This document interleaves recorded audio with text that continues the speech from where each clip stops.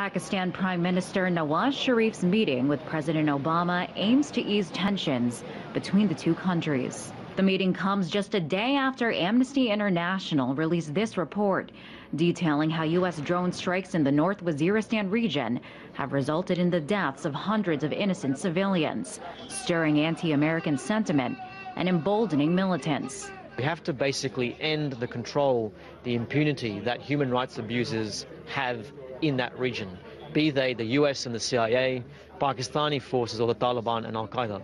Speaking at the U.S. Institute of Peace, Prime Minister Sharif called for an end to drone strikes in Pakistan. The use of drones is not only a continued violation of our territorial integrity, but also detrimental to our resolve and efforts at eliminating terrorism from our country.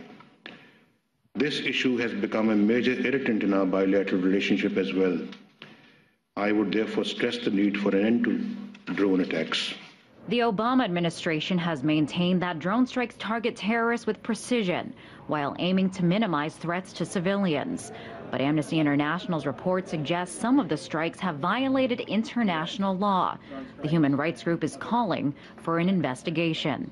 Was it part of a broader policy? Was it at a command structure level that this was allowed to happen? Was it an individual pilot who was behind the killing who chose and made that decision to do the killing? It depends on publicly disclosing what happened in these cases, who was behind it, which institutions, which individuals. Ties between the U.S. and Pakistan weakened after the Navy SEAL raid in Pakistan that led to the death of Osama bin Laden. Pakistani officials complained that the Obama administration didn't warn the country before swooping in. The U.S. claims it didn't trust factions of Pakistani intelligence with the information. A sign of mending relations, the State Department has announced the U.S. will resume $1.6 billion in aid to Pakistan.